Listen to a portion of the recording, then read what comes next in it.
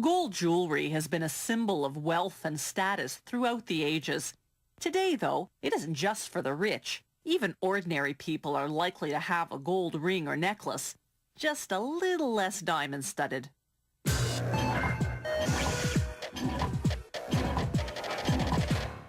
As early as 2000 BC, Egyptian kings and queens adorned themselves in golden jewelry encrusted with precious gems.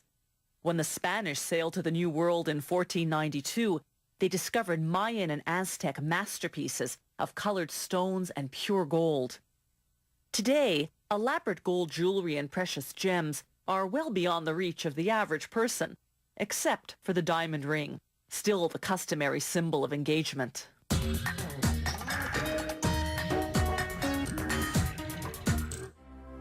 The client and the jewelry designer first decide how the ring will look. The designer then measures the client's finger to determine her ring size. He then sketches out the design they've agreed upon, a grooved band with 3 diamonds. The model maker works with a special carving wax. Using a compass, he measures off and marks a width of the band, then carefully saws it off. He takes his millimeter gauge and puts it on a stick with ring size markings called a mandrel. He adjusts his compass to the ring size, then scores the finger hole on the block of wax. He then takes his drill and carefully carves out the hole he scored.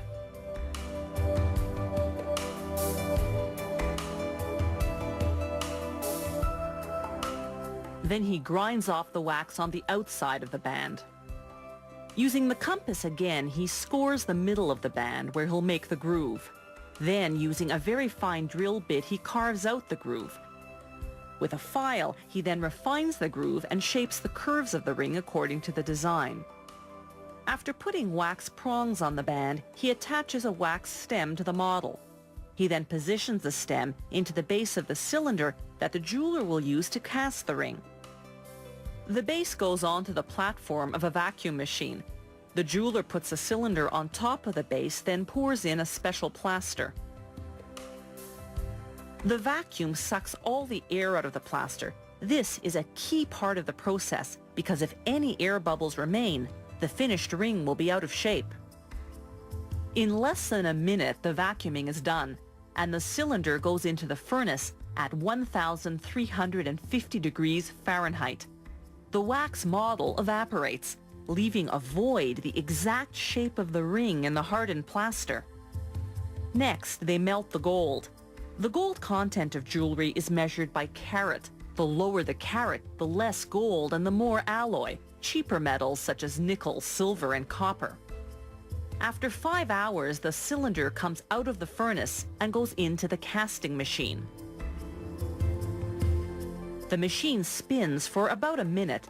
The centrifugal force shoots the liquefied gold into the plaster mold that's inside the cylinder.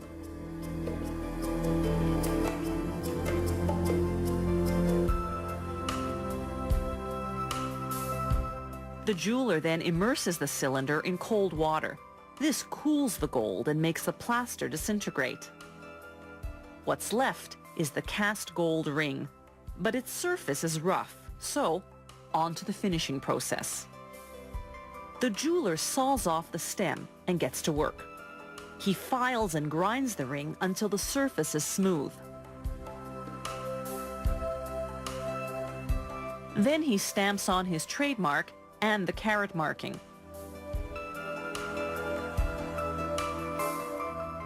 Then he hammers the ring on the mandrel to make it perfectly round.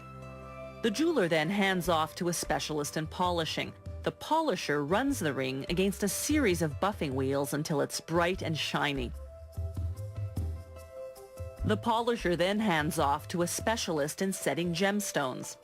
The setter straightens the prongs that'll hold the diamonds. Then, with a delicate drill bit, he carefully carves out the inside of the prongs.